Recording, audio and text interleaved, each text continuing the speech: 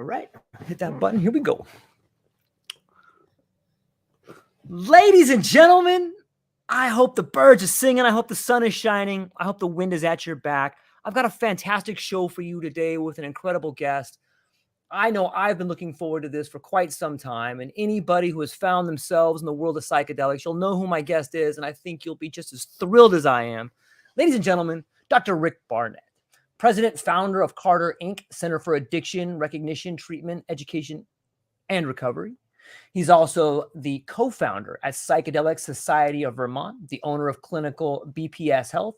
He's a clinical psychologist, addiction psychologist. He knows almost all there is to know about the world of geropsychology, psychopharmacology, healthcare delivery, and workforce systems. We're going to get into it today. You may have seen his previous podcast on Psychedelics Today or with the incredible Elizabeth McGann. Dr. Rick Barnett, thank you so much for being here today. How are you feeling? I feel great. I was lucky enough to spend time in the ocean just earlier today. So even though I'm in landlocked Stowe, Vermont right now, it's always good to connect to nature wherever you find yourself, whether you're in an urban area or a rural area. I love nature, and being in the ocean is one of my favorites. So that was something I don't get to do very often. So I'm feeling good. Yeah, I love the ocean so much. I'm surrounded by it. And I have to agree, there's something about being on it or in it, or even next to it, that just calls to home. Yeah, you're out in Hawaii. I've been to Hawaii several times, and it's just stunning out there. Stunning. Yeah, it's like being home in some weird way. It's, Joseph Campbell, Terrence McKenna, like it just calls to you out here. It's psychedelic in nature in some ways, and I feel like the land is alive over here. Well, I guess it is everywhere. And Wayne Dyer lived on Maui for years. Wayne Dyer, the list goes on and on. We could keep talking about people out here. It's beautiful. And I hope everyone gets an opportunity to, at some point in time, visit it, because it is one of the most beautiful spots on earth.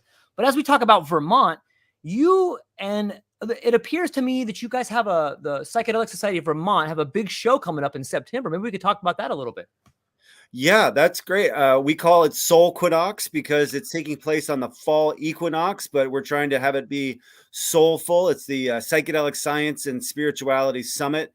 It's in September on the fall equinox. Our second time doing this. Last year we did it on the summer solstice. There's something about the seasons changing that here in Vermont is very significant, and around the world. And we like to gather people together around these times, and why not do a psychedelic conference on the same occasion, bringing together some really wonderful speakers, leaders in the field of research and advocacy, and even an underground practitioner coming to share with us. So we have a diverse group of people coming together. I think we even have some legislators coming to listen in on some of the talks. So it's going to be really fantastic. I mean, I don't want to list all the names right off the bat, but, names that we all know and love in the psychedelic space coming to Vermont to share their experience with us, build community, talk about the science, but also really talk about the spiritual side of things and the community side of things. It's so important to have community, whether it's in the psychedelic space or in the social space or in the internet world space, or whatever field or whatever, wherever you find yourself. Having community is so important. So it's really an honor to be able to bring these people together and bring us all together in September to connect. Yeah, and what a beautiful place. In some ways, when I closed my eyes and I was reading about this particular event that you guys are having, it kind of seems like Eleusis a little bit, like this return to the Eleusinian mysteries happening over there.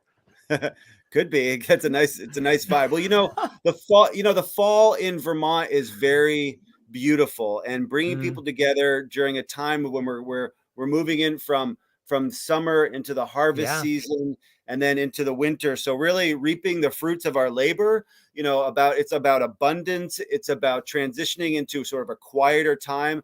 I mean, I don't know if you were out in Denver for Psychedelic Science 2023, 12,000 people.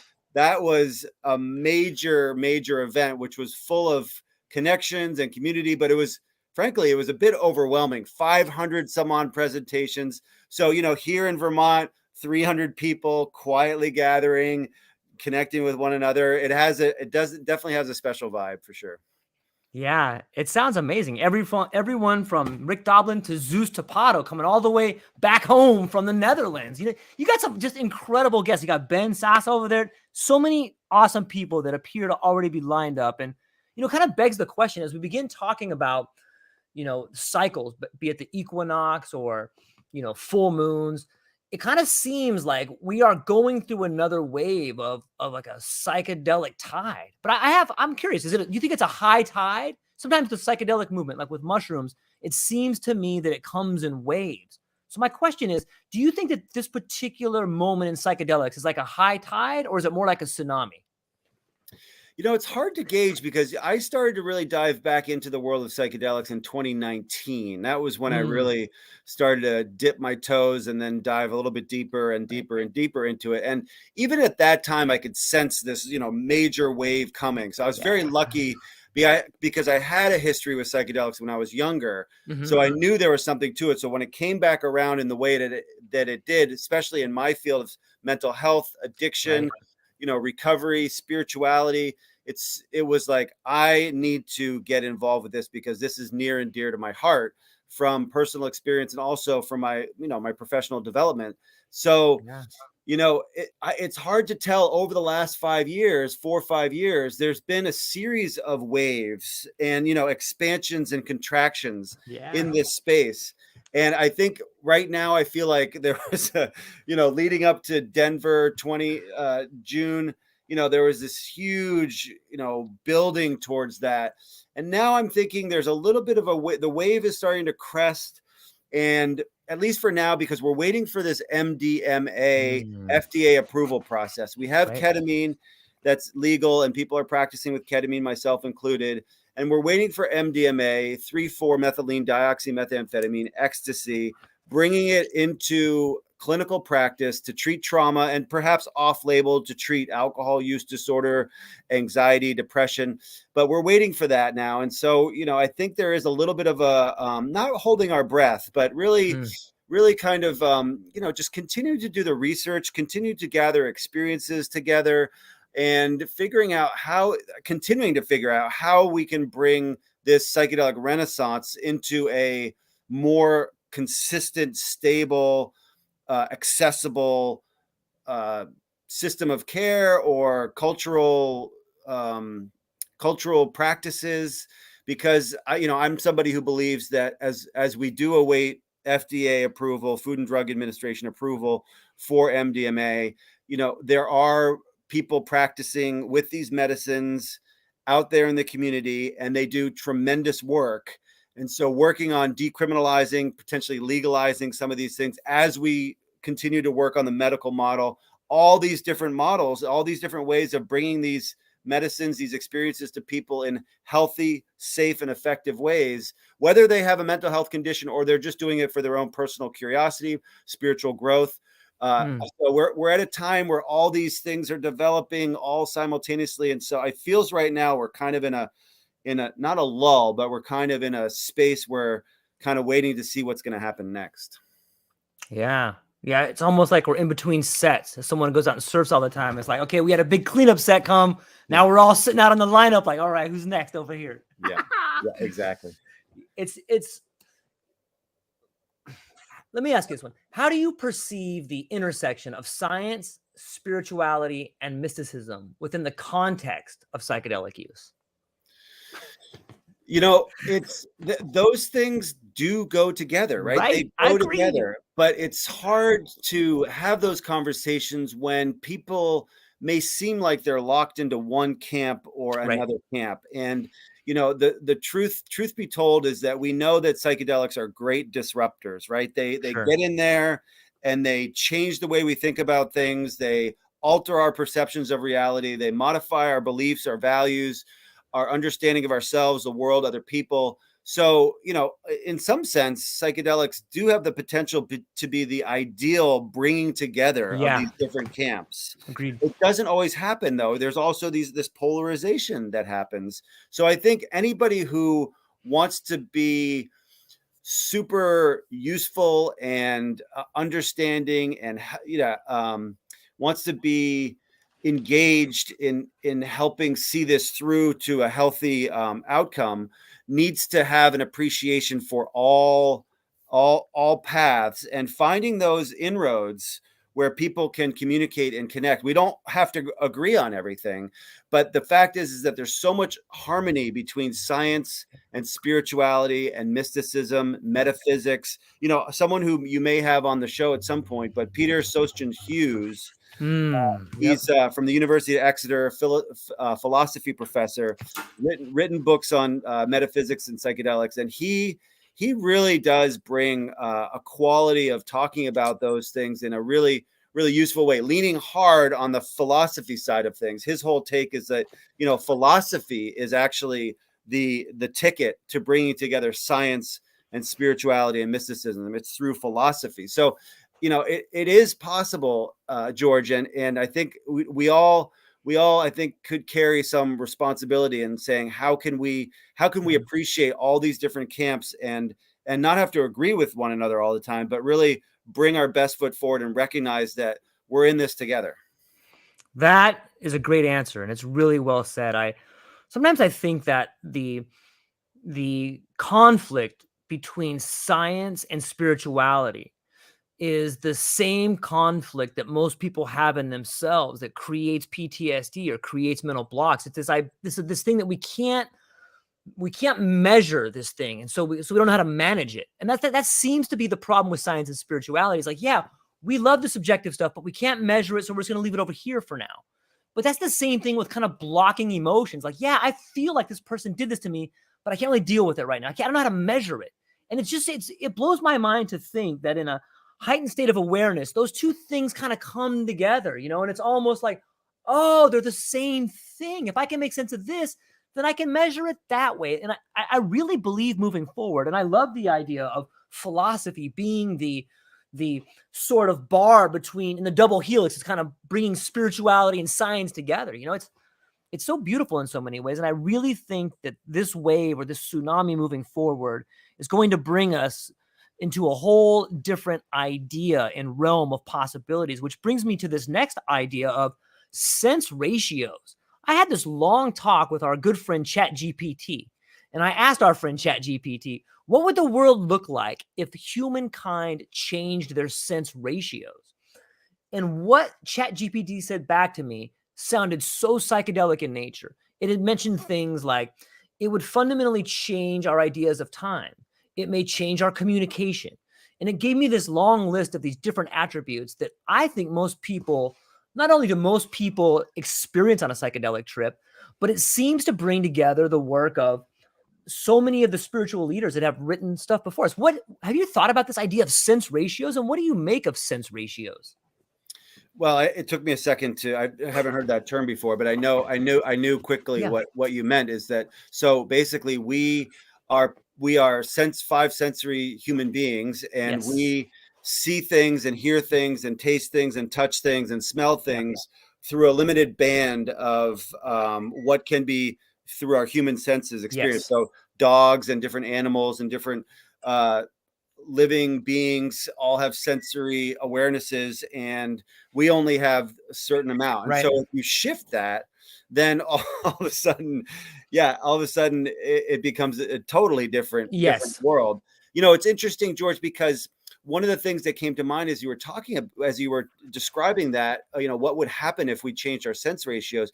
It is something that's talked about in all religious traditions and spiritual practices, and that is, so same thing with psychedelics. You know, psychedelics, I say this in a lot of settings, psychedelics are just tools. They're not, Right. you know, we can't just trip all the time. We can't just be dosing ourselves with LSD or having MDMA journeys every week, or, you know, all the time, like as if we're going to develop our sensory experiences so that we shift our sense. We can't, that's not how it works. But, you know, these experiences can tune us into different sense ratios. And then in our daily lives, can we pay attention differently to how we see things, how we touch things, how we hear things, how we smell things, can we pay attention differently and develop that without needing to, you know, use psychedelics to do that? We can do that through meditation, through deep interpersonal experiences together.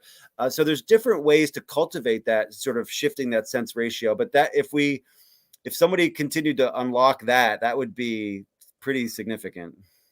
I think first off, it's a great answer. I love the way you put it. I think that's what's happening on a grand scale, and maybe this is just my interpretation of waking up, but let me tell you what I base this on. There's a fantastic book called The Gutenberg Galaxy by Marshall McLuhan.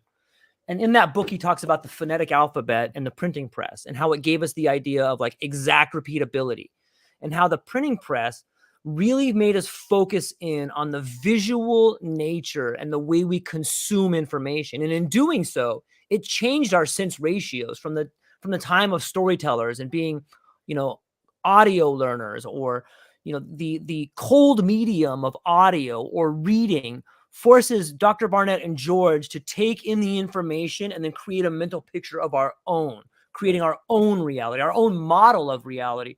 Where if you were to go watch Oppenheimer or the new Barbie movie, you would be handed a beautiful idea on a silver platter next to some popcorn and a Dr. Pepper, and it would get in there real nice and easy, and you would have someone else's idea of it.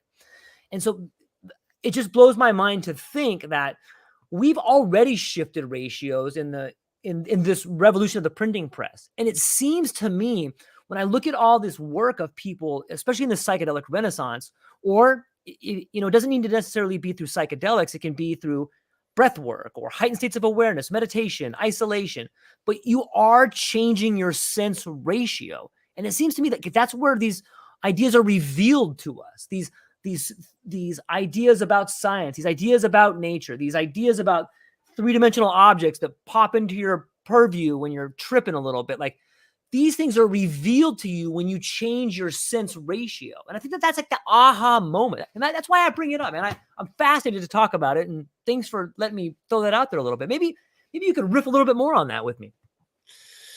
Well, I think of sensory deprivation as, something that is becoming back into practice. People, flotation tanks and sensory deprivation experiences, and what that does to sort of reacquaint ourselves with our senses and actually have a heightened level of sensitivity to that. And, I was wondering, as you were talking about it, I don't know what role. So you were mentioning the printing press as being this technology shift, so that changed our way of interpreting way our sensory experience can change our.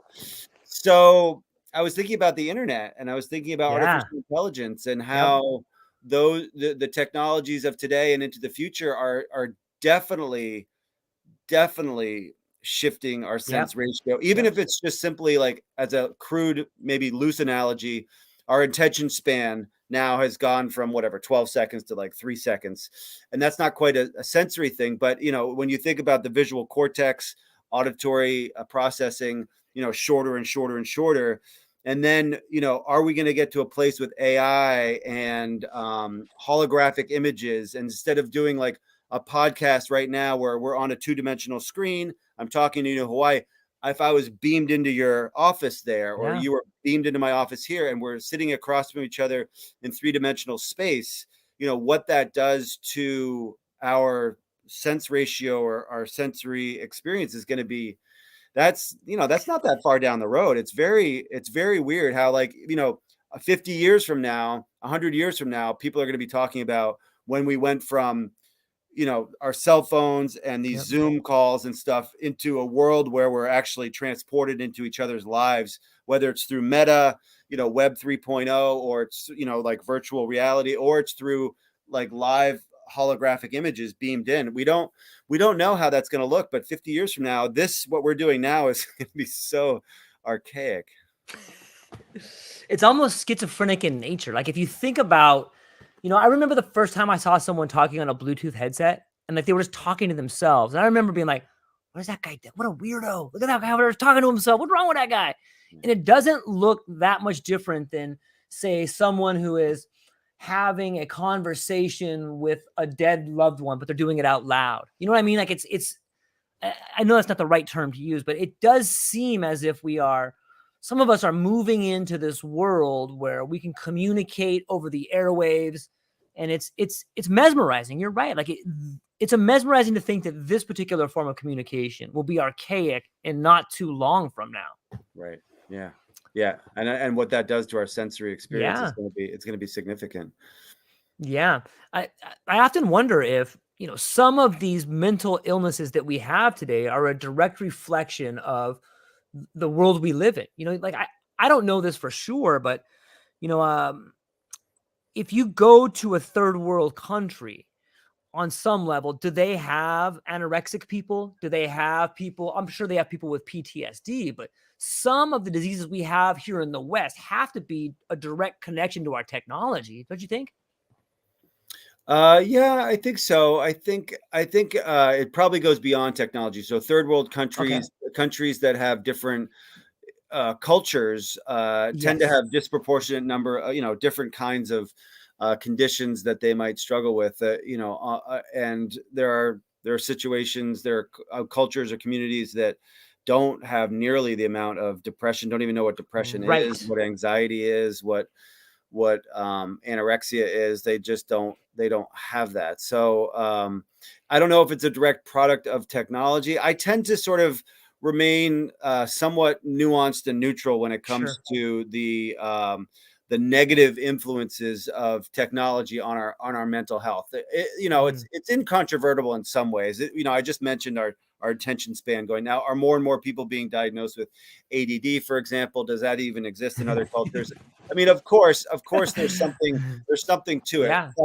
but I also believe that there's something to it in a positive way, that it's not all negative. And I wonder if we're gonna go through a period of transformation where it seems like all this technology is really negatively impacting our mental health and making us feel more alienated and disconnected, but eventually it's going to come around to feeling more connected and more finding ways to be healthy and integrating technology into our lives in a way that doesn't seem pathological. I don't want to Yeah. pathologize. We don't need to Yeah. pathologize all this stuff that we're doing. Like right now, someone could say, like, we're not really connecting, George, but it feels good. It feels. Yeah. You mentioned to me, you Mhm. watched a couple of my podcasts, and you said before the show that there's, we convey something that's Sure. genuine and meaningful even through technology. So Mhm. it's not all bad. But I understand its negative influences. So I'm not trying to dismiss that at all. I'm just trying to. I like to find that nuance, that both and rather than either or position. Yeah, that's really well said. I do. I love the idea of the felt presence of the other. When you're sitting next to somebody and you're taking in the whole everything about them, not only the five senses, but I could hit you on the shoulder, or we could laugh, I could slap my knee, you could hear the sound. And I love that. But the more podcasting I do, the more I'm beginning to feel as if there's something that reaches through. Maybe it's my voice, maybe it's the eye contact, but I'm beginning to notice the felt presence of the other, even through technology, which I didn't realize until I really started getting into this. And maybe it's adaptive, maybe there's something else shining through, but I agree. I think there's a both and in the world of technology. Yeah, we went through that as therapists, during COVID, Yeah. a lot of people were like, "Oh, it's never going to work. I can't believe we have to go online. It's not going to be the same. It's not going to be as effective." And some people I know still practice online only. They actually have found it so useful to be able to connect with people and the convenience of it all, and they feel really good about it. Whereas at first they were like, "It's never going to work." Now, I myself, I have a again, I like I'm really psyched about the gathering we're having in Yeah. September. And Yeah. I love it when my patients come into my office. I love seeing people in person, but doing it online, like I still see people for therapy. Maybe 30% of my sessions are online, and I still feel like those are super valuable. So, again, this sort of both and paradigm. And then again, Yeah. also, as technology evolves, George, oh my gosh, I mean, it's going to feel like we're going to be able to pipe in like three-dimensional sound into the room, and when you slap your knee, you're actually going to feel the reverberations of Yeah. so there's going to be ways in which technology is going to try to mimic reality as closely as it can, more and more over time.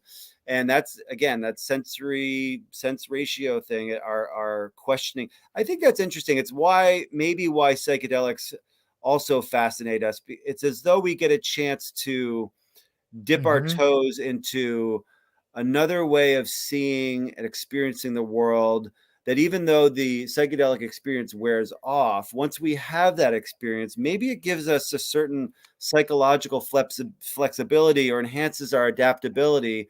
So when it comes to the blurring of the lines of reality with all this technology that's coming down the pipe, those of us who have a little bit more familiarity with psychedelic experiences might be able to transition into that state more naturally, because we've had experiences where reality, the lines of what's real and what's not real, get blurred. And so it's kind of an interesting thought. Man, the more you think about it, the more it's going to unfold for you. You're going to be like, that little white guy from Hawaii, man, how did he know that? It's going to blow up. It's such a great concept. And the few people that I've mentioned it to were like, yeah. Here's another aspect of it where if you think about, at least for me, we learned the phonetic alphabet in this book too. You should definitely check it out. Look into it. The Gutenberg Galaxy by McLuhan. But if you think about the way in which language shapes not only our model of reality, but our words, our language fundamentally change the way we see the world. And so if we're conditioned in school our entire life to take labels and put them on a process, because instead of something being a noun, a person, place, or thing, it's really a process. I'm a process, you're a process, a table is a process. But we like to put this shiny label on stuff so we know what it is and we know where it is. And so what I think psychedelics do is they allow that conditioning that you've been conditioned to for the last 48 years for me to wipe that away and go, okay, well, what is it? And if you think about that process, it's a therapeutic process as well, because so many of us have labels. Hey, I'm depressed. Hey, I'm bipolar. Hey, I'm manic depressive. We have these labels that we put on us. Thanks, DSM. We got these cool labels that we put on there. But once you strip away those labels, then you can begin to see the process that got you there. And I think that's what psychedelics do. And I think that is also a sense ratio, because you're really investigating how you as an individual see your process, which is different than the English language labels that we're given, or the Swedish labels that you're given. And that would explain the difference in cultures, is this melding of language and process and this unfolding nature of psychedelics. I know it's kind of out there, man. I can't help it because it's really fun for me to talk about. But yeah, I really see it continuing to unfold in that direction. Yeah, no, there's something also that's common with psychedelic experience. This idea that there are no words for it. It's very Right. ineffable is the word, ineffable, and that's a word that's tossed around a lot. It's the ineffability.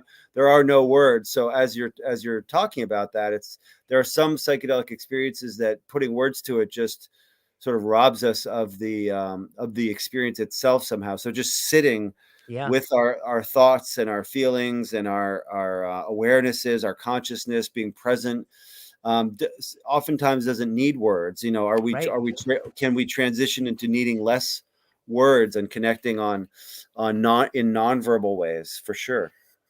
And this brings us back to there's another awesome book called Metaphors, Figures of the Mind. And this book talks quite a bit about how we use metaphors. And they also talk about how metaphors and language is the bridge between science and spirituality, because you can't have any new ideas or information without referencing old information, right? I'm sure you see that in your practice too, where you're able to bring about an analogy for someone or a metaphor, and it helps them see the light, or it helps them understand the ways that things happen. But it's that same fundamental pathway, be it in language or in discovery, that we find out the ineffable, right? Like there is no words to describe something that doesn't exist. So we have to rely on old ideas, but those ideas are changing the same way our language is changing, which takes me all the way back to sense ratios. I'm sorry. Well, It's amazing. I'm gonna study up on sense ratio. There is a type of psychotherapy called acceptance and commitment therapy, and it's sometimes used in psychedelic therapy. So Dr. Rosalind Watts, is coming to Vermont. She was a lead researcher at Imperial College on some of the initial psilocybin studies there, and she's moved on to create an integration organization to help people integrate psychedelic experiences. And she's big on nature Beautiful. connectedness. Dr. Rosalind Watts, but she appreciates acceptance commitment therapy, and that's a type of therapy that's heavy on metaphors to help people. And it, yes, it does come in very useful in just general psychotherapy practice when either a patient or a practitioner can come up with a metaphor to help understand their situation in a way they didn't previously understand it. It's very, very powerful. So yeah, acceptance and commitment therapy is like that. And then also, of course, psychedelic experiences. People can come out of a psychedelic experience with an image or something that occurred to them during the psychedelic experience, and that becomes a metaphor, for their very deeply impactful that carries forward with them for months, if not years. Something like an image of a dragon that comes through and is smiling and was once seen as scary, but then realized, and so now every time they think of dragons, they realize that it's actually not scary, and it's sort of like, it almost like a catharsis in a way. It relieves their trauma or relieves some of their anxiety because they once saw a dragon as scary, but during the psychedelic experiences, it was smiling and it was happy. And so metaphors are very powerful tools for human growth, human understanding, healing. And of course they use words, but they're words that help us capture concepts or feelings or images rather than just being reliant on the words themselves. Yeah, that's really well said. I think it was Alfred North Whitehead who said mysticism, clarification, action. And that seems a lot like anybody who's gone through some therapy or has used metaphors or watched Game of Thrones or, whatever it is, they have come to mysticism, which helped them understand clarification, and that helped them move into action. And so 3 great steps people can take in order to make the most authentic version of themselves appear in their own life. It's interesting to watch this new phase of, or at least for me, this phase of psychedelics move through the way in which it's moving. I'm curious to get your thoughts on, do you think there's a difference in a practitioner who has had experience providing medicine versus a practitioner who's never had psychedelic experiences providing medicine? It's a question that comes up a lot, and a colleague of mine, Dr. Joseph DeLeo from the Toronto area of Canada, he's co-authored a paper on that subject, and it's one that comes up a lot, and I think that it's both it's a both and scenario again, and I don't mean to keep belaboring that, but I think on the one hand, most people would agree that it's important to have a psychedelic experience and to be trained in psychedelics, not only experientially, but didactically, to be able to be of service to people, to be able to hold space and know what a person is going through. If you're going to help them with a psychedelic experience, it seems like a vitally important component. On the other hand, there are people that have vital spiritual experiences or, traverse different landscapes of their minds, of realities, different dimensions through breath work, through meditation, through maybe traumatic experiences, and they have deeply moving, profound, and they learn how to work within these landscapes that are sort of outside the normal reality. Yogis, all kinds of different. So do those people need to have a psychedelic experience in order to sit with somebody who's ingested a certain amount of psychedelic and they're going through some stuff? I imagine that somebody who's experienced in those mystical states, it could, even without having had a psychedelic experience, could be a very useful guide or sitter for a psychedelic experience. But even back in the I think in some of the indigenous cultures around ayahuasca, I believe it was the shaman who ingested ayahuasca, and people didn't even use ayahuasca themselves. He or she went into a psychedelic space, and the practitioners were deeply moved by whatever the shaman was going through under the influence of psychedelics. That's just sort of a reverse of what we're talking about in some ways. So George, I really think it's a both and situation. Although I think, again, on surface face value, I think it is important to have a number of psychedelic experiences in order to really know the different things that could come up for people, to have had experiences with that, to help them through those experiences. The other thing that comes to mind when this question comes up, I think of, I've worked a long time in the addiction world. So the Okay. addiction recovery, addiction treatment. And so the question has come up a lot in that space. Does a person need to have their own experience with addiction and recovery in order to be the best Mm. therapeutic, provider, a therapeutic person for an individual who is still stuck in their addiction and trying to get into recovery? Do they need to work with people who have had experiences with addiction themselves and have been able to get into recovery? And my answer to that is the same thing, that we all have had either personal experiences with addiction, or we know somebody that has, or we've been affected by it somehow. Do we need to have gone through it ourselves in order to be there for somebody who is struggling? Again, I think a lot of people will say that is a super important thing to have. I want my counselor, Mm. I want my therapist, I want my sponsor, I want somebody who knows what I'm going through. Most people will say that, but you will come across people who haven't, shot 20 bags of heroin a day for 10 years, or smoked crack and Yeah. lived in crack houses, and Yeah. drank themselves to the point of liver failure in order to understand somebody else's plight. So again, it's a both and scenario, but most people, I think, would, yes, want to have somebody working with them who's had psychedelic experiences, or want to, in the addiction world, want to have somebody work with them who's had experiences with addiction and recovery themselves. So, but I'm trying to give, again, a nuanced Yeah. answer there. Yeah. That's a great one. Yeah, sometimes I think that you find the teacher that you need. Some people want to go to a setting where hey, I want to see this person that graduated from Yale. That way I know they know what they're talking about. Some people are like, I want to talk to George's grandfather, or I want to talk to an indigenous shaman. Maybe people are seeking out the treatment they need from the practitioner that will best help them. And we instinctively know what it is. The same way that a vine climbs up a tree and knows to unfold on August 8th at 4:22 p.m., so too do we maybe know where to go to find the help that will really speak to us, right? It seems like it's fractal in nature, right? Yeah.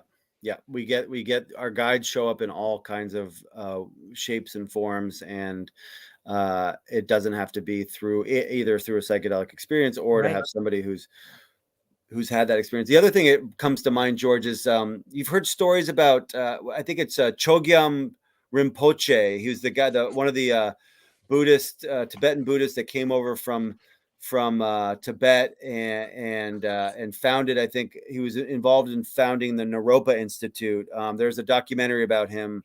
I forgot, but he is somebody who he's got a storied past, and he passed away at a relatively young age. But he's somebody who I don't think had a lot of experience with psychedelics, but a lot of experience with meditation. And he took an ungodly amount of LSD one time and was just like, yeah, okay, whatever, and like, I think even like Ram Dass's Yeah. guru Right. might have had the same kind of thing, where, did Ram Dass's guru need to do a lot of LSD one time or 10 times in order to be a guru? Like, absolutely not. In order to serve people and help people, absolutely not. So that's another example of why that question is such an interesting one, and it's not necessarily just a yes and no kind of answer. Yeah.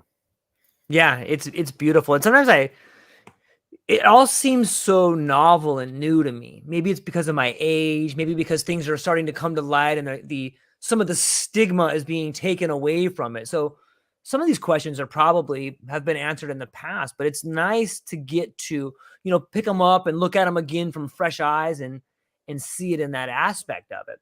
You know, one thing I'm really excited about is this idea that there could potentially be a Nobel Prize for psychedelics. And I want to put that out into the world. I've been asking some guests this, and I'm curious to get your opinion. I know that in a prior conversation with Dr. Brian Roth, I asked him who he thought, if there was going to be a Nobel Prize for psychedelics, who would win and what would it be on? So I would like to pose the same question to you. If the people came and said, Dr. Rick Barnett, who would you recommend to win the Nobel Prize in psychedelics? What would that research look like, and who might it be?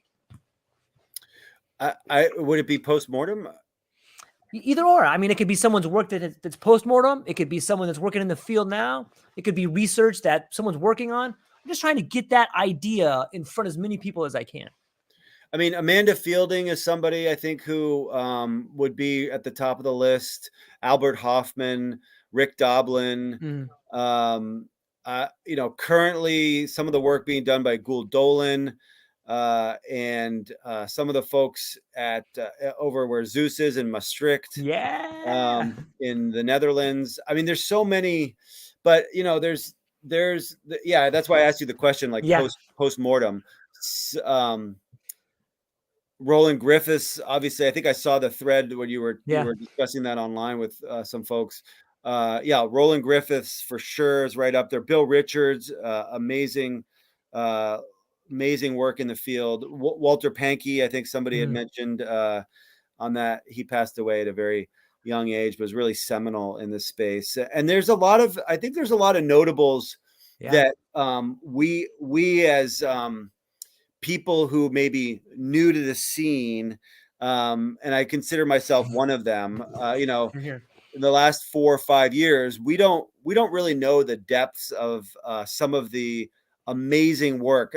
I was actually listening to a symposium on chronic pain and psychedelics a couple of weekends ago, Court Wing, and he had somebody talk about a paper that was written in 1930, all in German, and it was a case study of 3 people with phantom limb pain using mescaline to try to treat phantom limb pain in 1930 in Germany. Wow. So we're talking about, there's so much work that's been done that we don't know. There's a lot of people that know about it, but you and I may not know about that, qualify some legends out there for the Nobel Prize. But I did throw out some names there. Amanda Fielding, I think she's somebody who I think needs gets a lot of recognition and needs more recognition. I listened to her talk in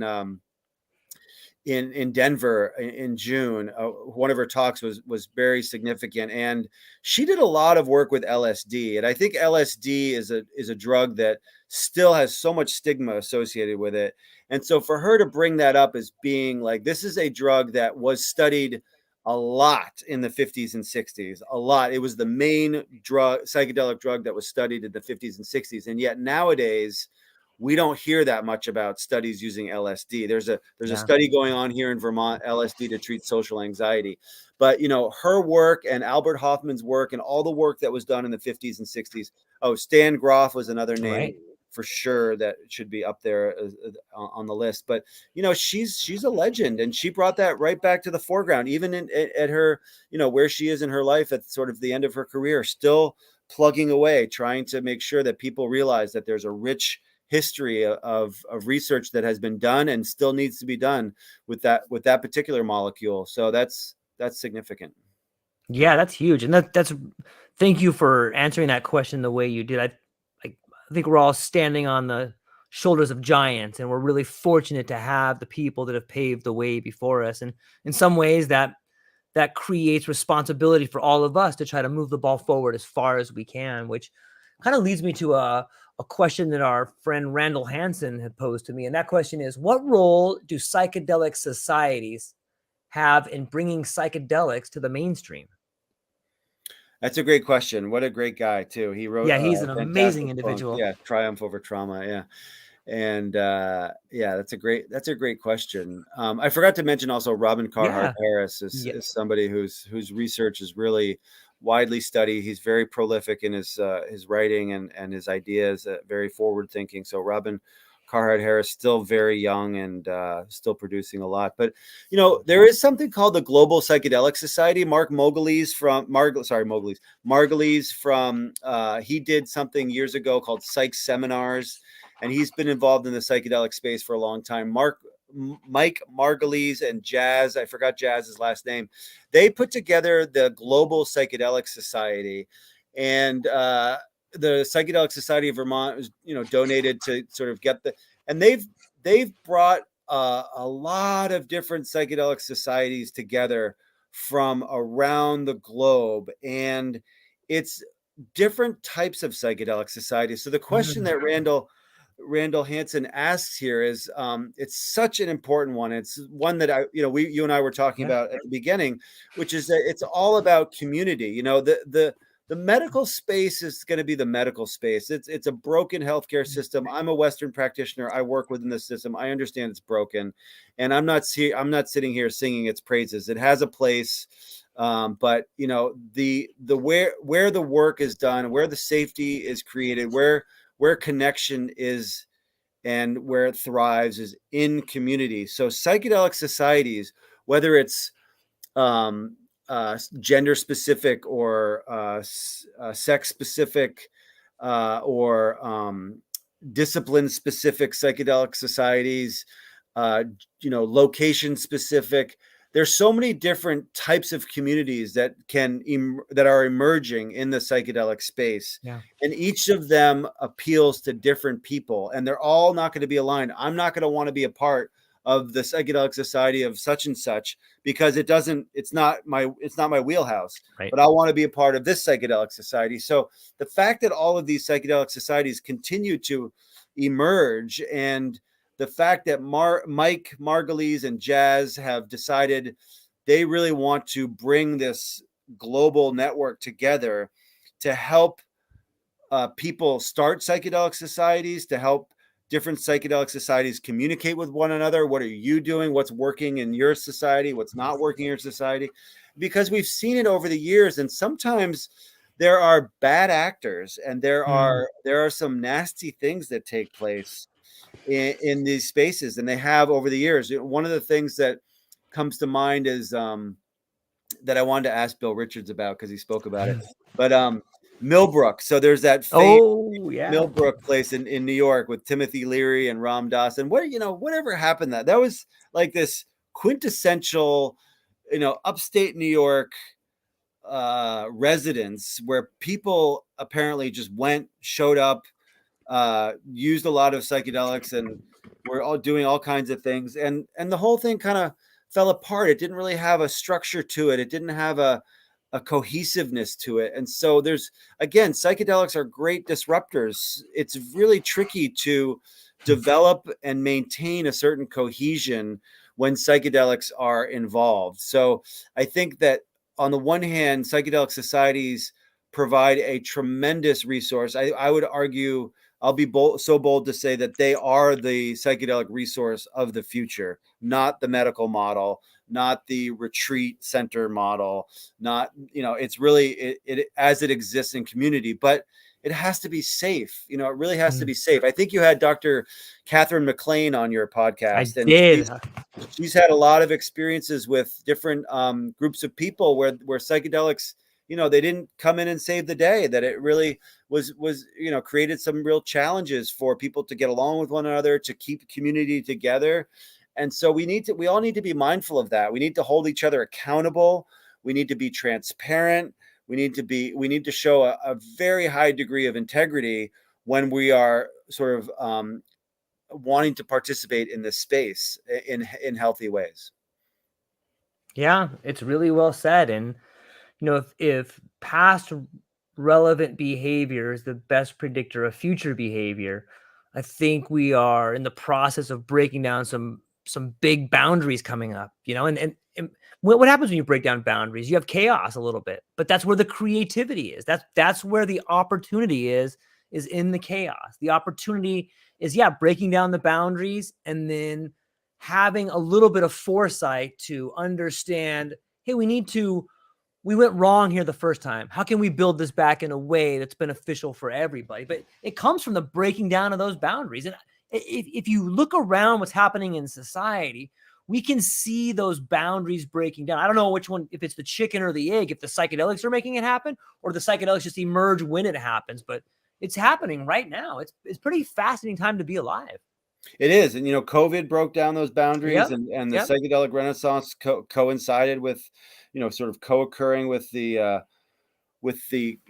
pandemic and the systems that disrupted. It's a very exciting time. Again, I think, from chaos emerges creativity, and Yeah. also emerges order.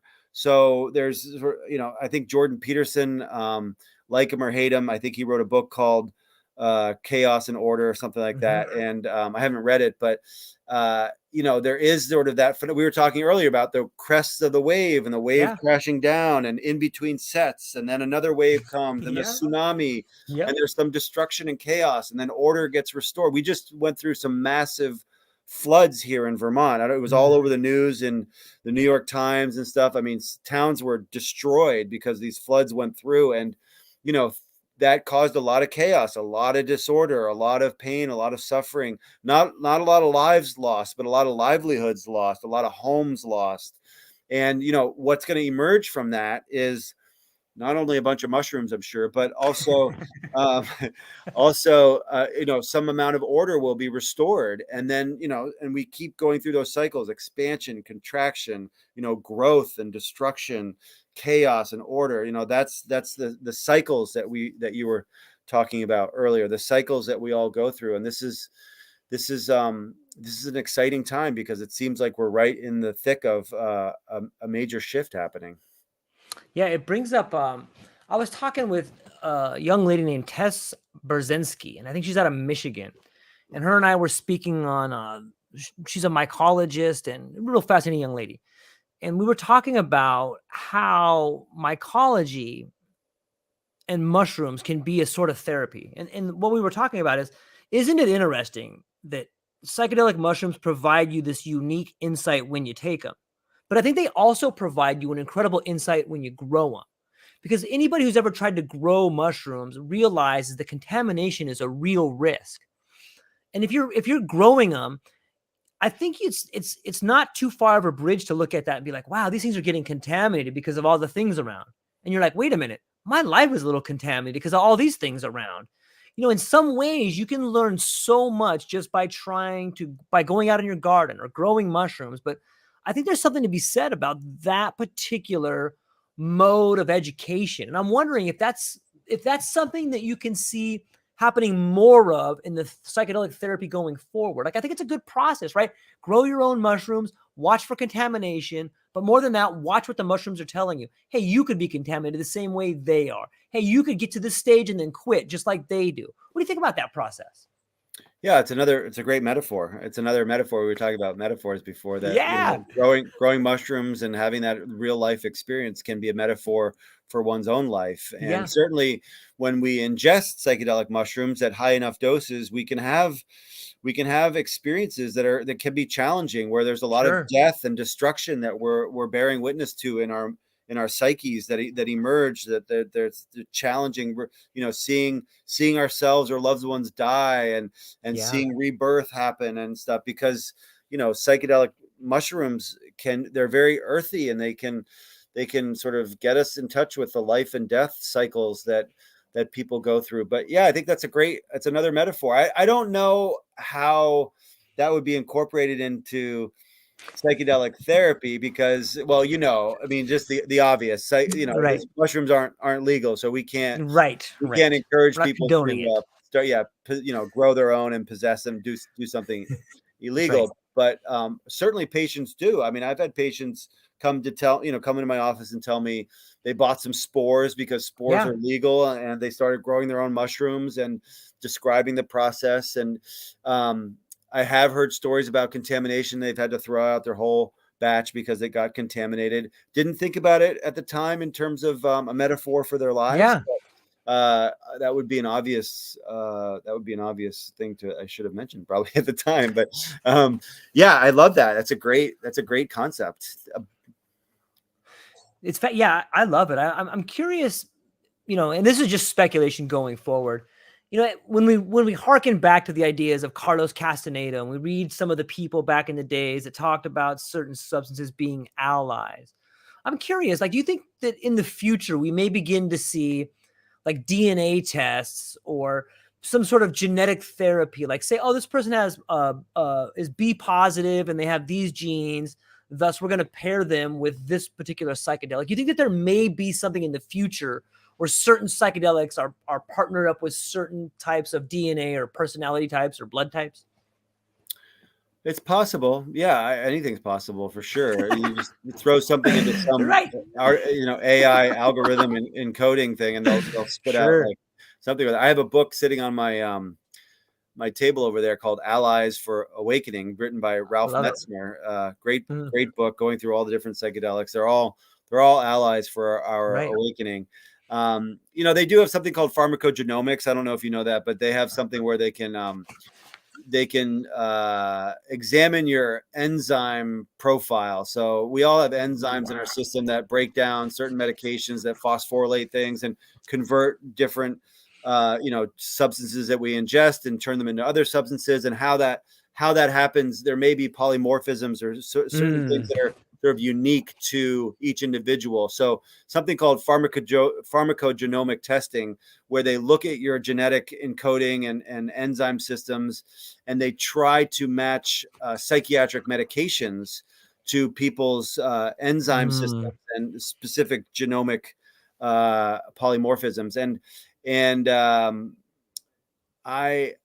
I think the data on that is still unclear if that's super accurate. mhm. But there are companies popping up all over the place trying to sell these types of testing processes so people can be better matched with medication. So I think as that science, that technology advances, why not extrapolate, and why not sort of Yeah. try that with psychedelics as well? What's also interesting is that we know, and you've probably had people talk about this. Maybe Zeus talked about it.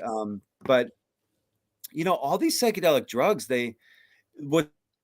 what's so funny is that you think they're all psychedelic drugs. They all change your consciousness, so they must be doing the same thing in the brain, but they don't. They Right. they all act on different receptor systems. Like you have ketamine that works on the NMDA receptor system. It's an antagonist and works through glutamate, and then you've got all these serotonin 2A receptor type drugs that activate and bind to the serotonin 2A, and then there's the serotonin 1A receptor, and then there's the kappa opioid receptor, and there's all these different receptor systems that Yeah. arguably don't relate specifically to one another in any kind of clear way, and yet they all produce massive psychedelic experiences, changes in consciousness.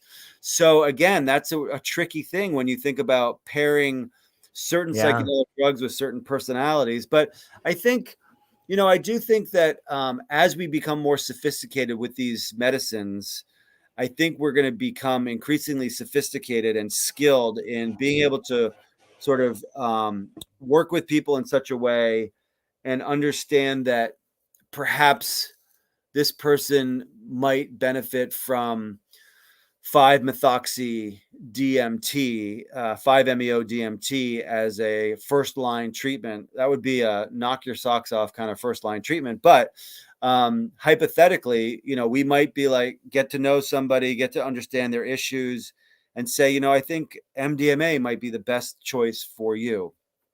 And how that'll probably be more of an art than a science, but maybe there'll be scientific methods to help us refine that process and offer people and then also, people, if they're fortunate and they have experiences with MDMA that are helpful, but they want to go deeper and they want to try 5-MeO DMT, they can go ahead, and if they have the resources and the ability to do it, they can try 5-MeO DMT. They can have an ayahuasca experience. They can do a high dose psilocybin experience. So there's different medicines, and they work differently, and they could affect the same person differently. And so it's really, that's the kind of one of the neat things about this emerging field, is that there are numerous tools that all act differently and have tremendous benefit, and each one in their own right has a specific kind of benefit to different types of people. So it's great that it's not just one type of psychedelic drug that's coming into being used for personal growth or healing or treatment. It's a number of medicines. Of course, ketamine is legal. MDMA is next. Psilocybin is next from a legal medical standpoint. But out there in the world, we didn't even say ibogaine. Ibogaine, they don't even know the pharmacology of ibogaine. The way it works in the brain is different than all the other ones, and it works particularly well with addiction. opioid use disorder in particular. So, all these tools, all these medicines are going to have their place based on an individual's situation. And again, it sounds like I'm maybe promoting or extolling the medicines themselves. And I really want to make it clear to our audience that it's not the medicine itself. It's what impact it has on somebody's daily life after the experience, because you can trip your face off and change nothing in your life because you just, that was a really cool time, and then nothing changed, and that's fine. I support people who want to use it in celebratory ways, not clinically, not in any particularly meaningful way other than the meaningfulness of celebrating and recreating. But that's a very different model than using it to make deep and healthy changes in our lives. Yeah, I think that it speaks to our maturing relationship with substances. I recently had on a gentleman who came up with this. He's got a new application for medical cannabis. And in that particular application, it doesn't really, the way he was explaining to me is that when I was growing up, medical cannabis had names like White Widow or Charlotte's Dream. There's all these different cool names like Maui Wowie and stuff like that. And that was how you based the actual product. But in today's world, where you can send something to a lab, you can understand the THC content, you can understand the cannabinoid system, the tones of it, the terps on there. There's all these things that we can now look like at the back of a label and be like, oh, well, here's the content on there. And I think that speaks on some level to not only the commodification of it and the acceptance of it, but sort of a maturing relationship with it. Like, it's, in some ways, it's taken the magic out of it, because it no longer has, even though it might have a majestic name, now we can peel back the label and see what's on there. And I think that is sort of a maturing process with cannabis. And you can see the same thing beginning to happen with the different types of alkaloids or substances that are coming down the pipe. And I think it's a positive, good thing. And I think it shows that we are maturing and becoming more accepting and understanding and how to use these things in a beneficial way. What do you think? I think we have a long way to go with psychedelics, but yes, I can see that. I can see that path. Yes. Yeah. Do you think there's something to be said about? Are you okay on time? I tend to continue to talk when I find people that are fascinating. So, you doing okay on time? Yeah, I'm good for probably another 15 minutes or so, just because Okay. I have a beautiful animal in his crate next to me, and he would like to play outside before Sure. it gets too dark out. Yeah. Okay, so I'll give you this one, and then we can finish up right here. Do you think that, sometimes when I talk about people and ceremonies and rituals, you can look at using a psychedelic in a ceremony and a ritual as a container. And it seems that maybe in the West, we've taken the medicine out of the container. Do you think there's a place and a time for ceremonies, but do you think that the lack of ceremony with the medicine in the West is a problem? It doesn't have to be a problem. I mean, it's definitely a strong argument that it is a problem, and I think that, again, bringing it back to this idea of community. Yes. Why the sort of interconnectedness of all the different psychedelic communities, as well as the individual community, the different communities popping up all over the place, are, if they're healthy ones and aren't bad actors in there, then I think that that is the modern day version of trying to recreate or reestablish the importance of community and that type of group container system. And arguably, there are people, and I'm one of them. I believe that, for example, again, ketamine is legal. Ketamine is a legal psychedelic-ish drug, if you want to call it that. And excuse me. And what's not done yet so much, but will continue to evolve and be offered more frequently, is group ketamine experiences. And I've done a few ketamine trainings with clinicians in a group, and those are very powerful experiences when you do ketamine with a group of people and you prepare for the experience together, you have the experience together, you stay connected afterwards and process the experience. And sometimes that can lead to further deepening of connections with one another, whether it's in that same community or other communities that spring up from there. So I think that's an important evolution that will be, I think, coming along here in the Western world. But there's also a strong argument, I've seen it time and time again, that you don't even need a guide. You don't even need a therapist in the room with you. There are advocates out there for solo psychedelic experiences, solo MDMA experiences, solo psilocybin experiences. Now, I don't recommend that per se for people, especially not their first time or first few times. But you can make a strong case as why keeping within yourself and having a solo experience can be a very transformative thing. So that's not in a group setting. That's not in a ceremony. It's a very personal experience. And it reminds me of, I did Outward Bound when I was a kid. I did it when I was 17 years old, and I did it when I was 18 years old. The first time I did it was in the Pacific Northwest up in the Cascade Mountains. And the second time I did it was in the Sierra Nevadas. And both times I did Outward Bound, we had what was called a solo experience. And we set up camp, we set up our tent in the woods with very little food and just water. And we were completely alone for 3 days. No human contact. It was just us. We could bring a journal. We weren't allowed to bring a book. We just sat in the woods by ourselves for 3 days. And that was very profound. That was very significant for me. That reminds me that, we can have solo experiences with these medicines. Again, I don't suggest that for people the first time, the second time. Having community around is very special and very important. Having a guide there with you in case you need support is very important. But so it's another example, George, of how there's no wrong door here.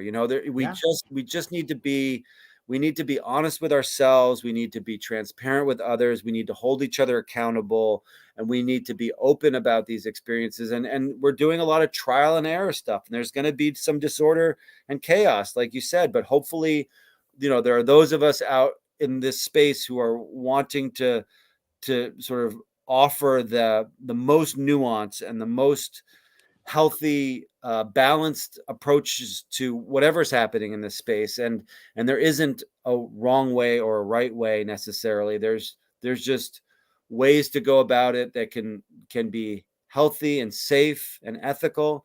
And there are ways to go about it that are unethical. And we need to stay on the path together, helping each other usher this along in ways that are is sort of for the overall good of humanity. That is beautiful and really well said. I'm so thankful to get to finally talk to you face to face and get to ask you some interesting questions and get to maybe get a better understanding of how you see the world and psychedelics and your relationship to them. Truly thankful for it. Before I let you go, where can people find you? What do you have coming up and what are you excited about? So, George, you found me, I think, online on LinkedIn. So I'm pretty active on LinkedIn. I'm pretty active on Twitter. And we have this conference coming up that I'm super excited about. Again, we have Rick Doblin and we have Gould Dolan from Johns Hopkins and UC Davis, I think, or UC San Francisco. We have Roz Watts coming over from England. We have Zeus coming back over from the Netherlands. We've got Carolyn Dorson from Rutgers. We've got Julie Holland, who's coming up from New York City. We've got the Midhoffers who are coming out here to do grand rounds at the University of Vermont. Just so happens that our conference is that same grand rounds weekend. So they're going to come and present to us. I mean, really just so many wonderful people coming together and sharing their wisdom, their experience, and hopefully sharing in community building that in a place like Vermont at that time of year is really something I'm so grateful for and so excited about. And, continuing to participate in these kinds of discussions with people like you, George, because there's so much to talk about and there's so many different connections to be made. And it seems to be happening very organically. So I want to continue to do that work with you and with other folks. And I'm really appreciative that you decided you wanted to reach out and have me on your podcast. Yeah, well, the pleasure's all mine. And thank you for doing what you do. It's really enjoyable, I think, to myself and my audience to get to learn new insights and meet new people. And I'm really thankful for the people that are willing to allow me to participate in their dream, and truly grateful for those who participate in mine. So thank you to everybody. That's what we got for today. Check out Dr. Rick Barnett in the show notes down there. It's also kind of interesting about how many Dr. Ricks there are. There's like Dr. Rick Strassman, Dr. Rick Doblin, now Dr. Rick Barnett. So there's all these Ricks in the world of psychedelics. It's a beautiful thing. That's all we got for today. Ladies and gentlemen, thank you so much for hanging out with us today. Dr. Barnett, hang on one second. I'm going to talk to you afterwards. I'm going to hang up with the people real briefly. Ladies and gentlemen, aloha.